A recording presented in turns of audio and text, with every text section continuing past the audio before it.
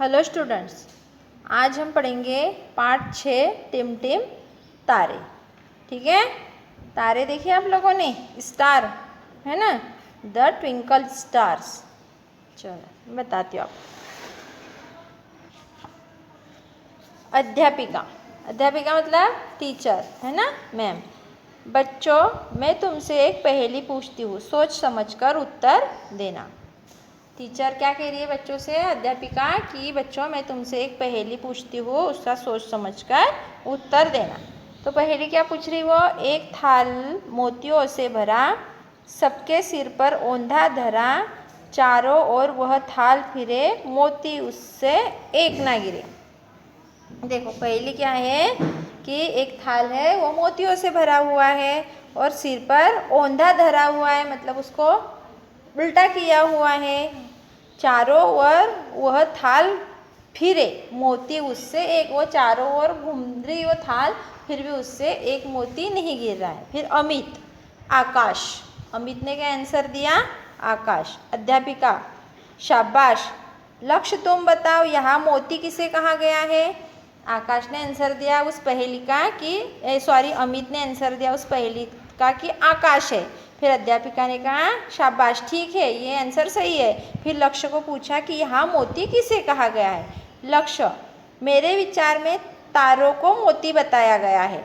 लक्ष्य ने क्या उत्तर दिया कि जो मोती है वो तारों को कहा गया है। अध्यापिका, ठीक।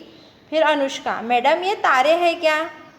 अनुष्का पूछ रही है कि मैडम ये तारे हैं क्या। फिर अध्यापिका बता रही, आंसर दे रही, तारे चमकते हुए अनेक सूर्य है जो हमें प्रकाश। देखो अध्यापिका ने क्या आंसर दिया कि तारे जो है वो चमकते हुए अनेक सूर्य है जो हमें प्रकाश देते हैं। ठीक है, वो कुछ बोल रही होगी आके, उत्ते में हिमांशु ने कुछ बीच में ही, देखो जो टीचर है, अध्यापिका है, उनका जवाब पूरा भी नहीं हुआ तो बीच में हिमांशु ने बोला, मैडम सूर्य तो बहुत बड़ा दिखाई देता है, फिर ये तारे इतने छोटे क्यों दिखते हैं। देखो सूर्य कितना बड़ा रहता है और तारे वो छोटे हैं। तो हिमांशु ने पूछा।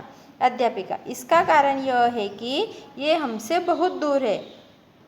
तारे छोटे क्यों दिखते हैं, क्योंकि वो हमसे बहुत दूर है। सूर्य ही पृथ्वी से लगभग 9 करोड़ 30 लाख मील दूर है, तारे तो इससे भी कई गुना अधिक दूर है।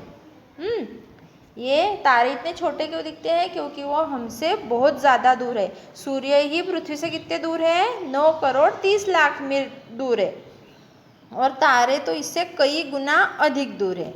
रजत, फिर तो इनके प्रकाश को पृथ्वी पर आते आते बहुत समय लग जाता होगा। अध्यापिका, हाँ जो तारा पृथ्वी के सबसे अधिक समीप है, उसका प्रकाश हम तक लगभग 4 वर्षों में पहुंच पाता है। कुछ तारों का प्रकाश तो अभी हमारी धरती पर पहुंचा ही नहीं है। देखो है ना, ये जो सितारे हैं, तारे हैं, इनका प्रकाश कम से कम 4 वर्ष लग जाते हैं इनका प्रकाश हम तक पहुंचने में, और कुछ तारे ऐसे हैं जिनका प्रकाश आज तक हम तक पहुंचा ही नहीं है। आगे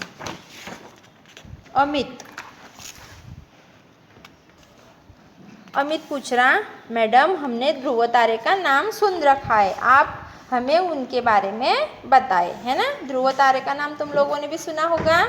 चलो। अध्यापिका, प्राचीन प्रथा के अनुसार राजा उत्तानपाद के पुत्र ध्रुव पर प्रसन्न होकर भगवान ने उसे एक चमकीला तारा बना दिया था। इसके एक और सप्तर्षि मंडल के 7 तारे हैं। हवाई जहाज के चालक ध्रुव तारा देखकर दिशा का पता लगाते हैं। देखो ध्रुव तारा क्या है, मतलब जो हवाई जहाज चलाते हैं, हवाई जहाज के ड्राइवर, ठीक है, पायलट, वो ध्रुव तारा देखकर दिशा का पता लगाते हैं। फिर अनुष्का पूछती है ना, अनुष्का पूछ रही है, मैडम कुछ तारे सफ़ेद और कुछ नीले क्यों दिखाई देते हैं। क्या पूछ रहे हैं अनुष्का कि मैडम कुछ तारे सफ़ेद और कुछ नीले क्यों दिखाई देते हैं। फिर अध्यापिका, तारे लाल, नीले और सफ़ेद रंगों में दिखाई देते हैं, इन्हीं से उनके ताप और आकार का पता चलता है। लाल रंग का तारा सबसे बड़ा होता है पर उसका ताप सबसे कम होता है। नीले और सफ़ेद तारे सबसे छोटे होते हैं पर इनका ताप सबसे अधिक होता है। देखो तारे कौन से रंग में बताए, लाल, नीले और सफ़ेद।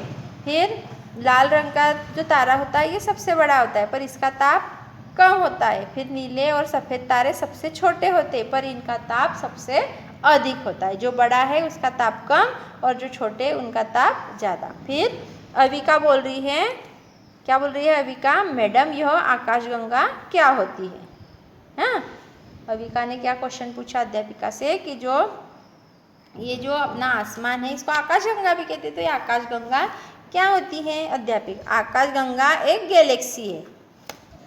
गैलेक्सी असंख्य तारों का समूह होती है। हमारा सौर मंडल इसी गैलेक्सी का एक छोटा सा हिस्सा है। आकाशगंगा क्या है? एक गैलेक्सी है और गैलेक्सी मतलब एक असंख्य तारों का समूह। हमारा जो सौर मंडल है इसी गैलेक्सी का एक छोटा सा हिस्सा है। फिर नव्या क्या बोल रही है, मैडम मेरी समझ में एक बात नहीं आ रही है, ये तारे एक दूसरे के इतने पास भी है और तीव्र गति से चक्कर भी काट रहे हैं, फिर इनकी आपस में टक्कर क्यों नहीं होती? देखो क्या पूछा नव्या ने कि मैडम ये तारे जो है इतने पास में हैं फिर और ये घूमते रहते हैं अपनी गति से, चक्कर काटते रहते हैं, तो ये आपस में क्यों नहीं टकराते? तो अध्यापिका बोल रही है ये एक दूसरे से काफ़ी दूरी पर चक्कर काटते हैं। आकाश में उड़ते पक्षी भी हमें एक दूसरे के पास दिखाई देते हैं किंतु वे दूर होते हैं। यही बात तारों पर भी लागू होती है। देखो हम जैसे यहाँ से पहाड़ देखते हैं तो हमें वहाँ पर मिट्टी दिखती है क्या? नीचे सिर्फ पेड़ ही पेड़ दिखते हैं। ऐसे लगता है कि बिल्कुल वहाँ पर मिट्टी है ही नहीं, पूरे पेड़ ही पेड़ है, क्योंकि वो हम यहाँ से उनको बहुत दूर देख रहे हैं इसलिए। तो वैसे ही तारे जो है ये भी अपनी दूरी पर ही है, पर हम उनको अगर दूर से देख रहे हैं तो वो हमें पास में दिखते हैं और वो दूरी पर है तो वो आपस में नहीं टकराते। ठीक है, ये हमारा पाठ हो गया यहाँ पर टिम तारे। मैंने आपको इसको समझा दिया है। आपको इसके शब्दार्थ देखना है। ठीक है, शब्दार्थ आप कॉपी में कंप्लीट करेंगे। फिर कॉपी में आपके 5 चैप्टर आपने कर लिए होंगे कंप्लीट। आपका ये 6वां चैप्टर है ना? समझ में आ रही सभी को? तो सभी अपना अपना काम वर्क जो है वो कंप्लीट करके रखेंगे। मैं आपको अगले इसमें इसका अभ्यास बता दूंगी। ठीक है, इसमें देखो मैं आपको इसमें मौखिक क्वेश्चन दिए गए हैं कि पहेली किसने और किससे पूछी। तो पहेली किसने किससे पूछी थी? अध्यापिका ने बच्चों से, है ना? फिर एक और क्वेश्चन है तारे किन किन रंगों में दिखाई देते हैं? तो तारे लाल, सफ़ेद, नीले इन कलरों में दिखाई देते हैं।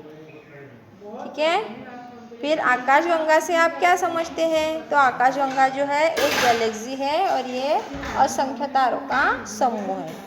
ठीक है, अब आप लोगों को क्या करना है बता दिया मैंने। आपको फेयर कॉपी कंप्लीट करके रखना है और सभी राइटिंग बिल्कुल साफ सुथरी लिखेंगे। Okay, bye.